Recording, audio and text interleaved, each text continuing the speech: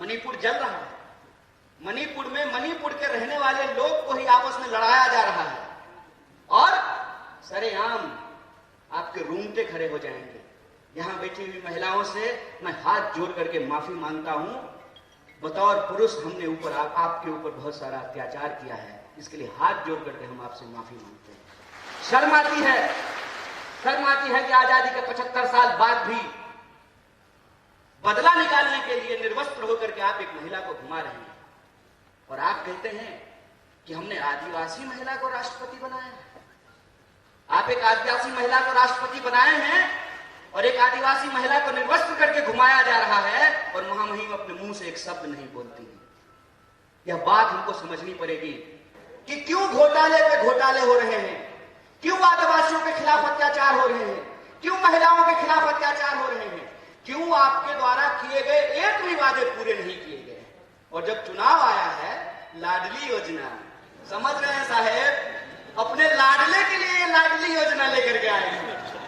साहब, ये सच्चाई हम देख रहे हैं कि अगर इस देश में पंडित जवाहरलाल नेहरू नहीं होते ना, तो नरेंद्र मोदी भी देश के प्रधानमंत्री नहीं हो पाते।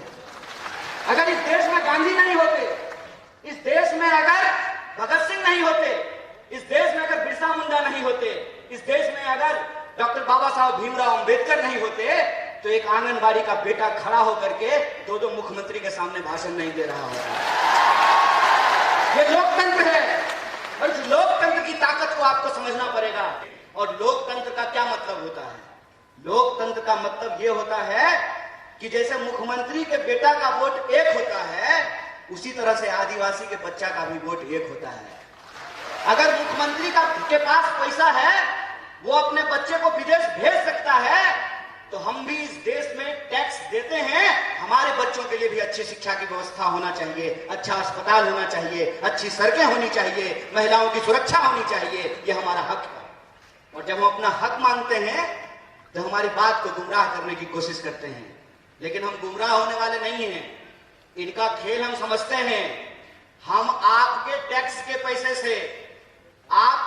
पैसे से हमने पीएचडी की है, हमने आपका नमक खाया है और हम नमक हराम नहीं है, हम नमक हलाल हैं। और हम आपके साथ यह नमक का वादा करते हैं क्योंकि हम महात्मा गांधी की पार्टी से हैं और महात्मा गांधी ने नमक का आंदोलन कराया था और अंग्रेजों को धूल चटाया था। इस बात को हम इनको याद दिलाना चाहते हैं। अगर हम इस देश को अंग्रेजों से मुक्ति दिला सकते हैं तो अंग्रेजों की चापलूसी करने वालों से भी मुक्ति दिला सकते हैं। हम आपसे भीख नहीं मांग रहे हैं, ये हमारा अधिकार है, आपको देना पड़ेगा। अगर नहीं देंगे तो छीन करके लेंगे, इस बात को याद रखिए।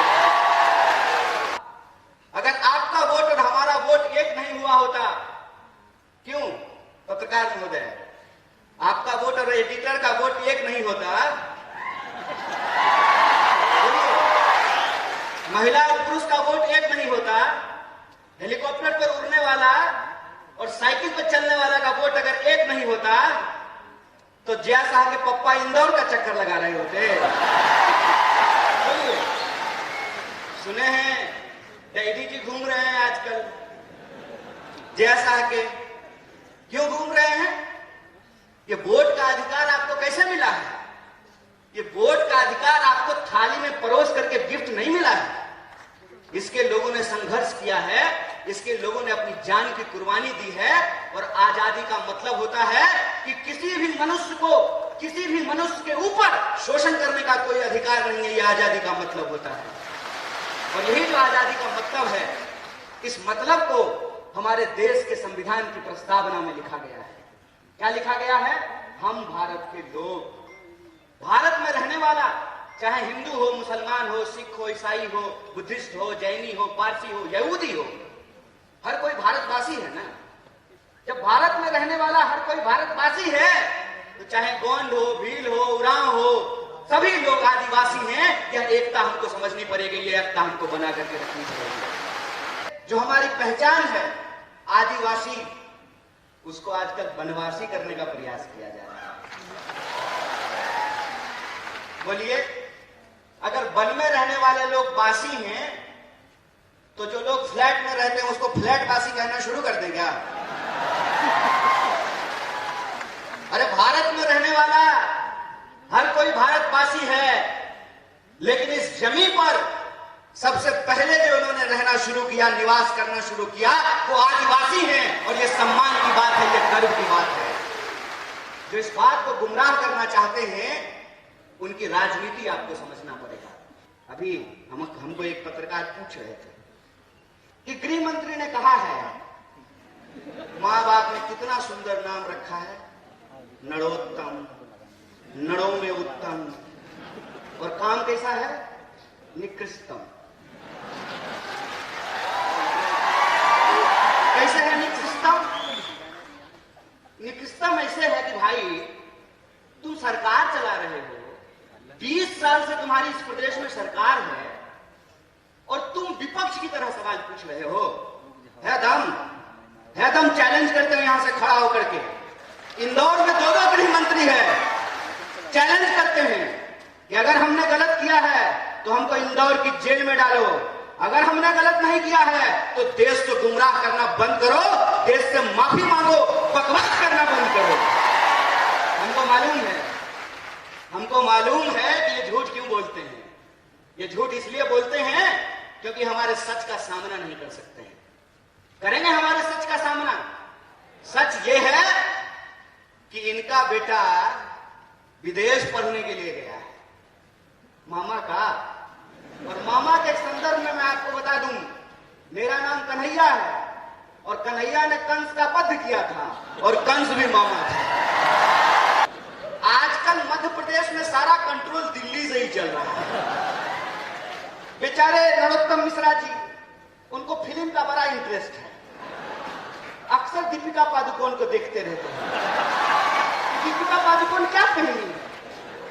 अरे राज्य चला लो यार, गृह मंत्री हो, तुम्हारे राज्य में सबसे ज्यादा महिलाओं के खिलाफ अत्याचार हो रहे हैं, सबसे ज्यादा आदिवासियों के खिलाफ अत्याचार हो रहे हैं, राज्य समझ में नहीं रहा है। कहते हैं ना, घर में नहीं दाने, अम्मा चली भुनाने। पहले अपना राज्य तो चला लीजिए। कि श्रीमती गांधी को 2 बेटे, संजय गांधी और राजीव गांधी, दोनों कांग्रेस में थे। बाद में संजय गांधी जी की पत्नी बीजेपी में चली गई, चुनाव लड़ी, चुनाव जीती। राजीव गांधी जी की पत्नी भी चुनाव लड़ी, चुनाव जीती। तो बीजेपी में लोकतंत्र कैसे है और कांग्रेस में राजतंत्र कैसे है? वहां जो बहू चुनाव जीती तो वो लोकतंत्र है, और श्रीमती गांधी की यहां जो बहू चुनाव जीती तो यह राजतंत्र है। हाय रे बेईमान, बेशर्मी देखे हो, बेशर्मी।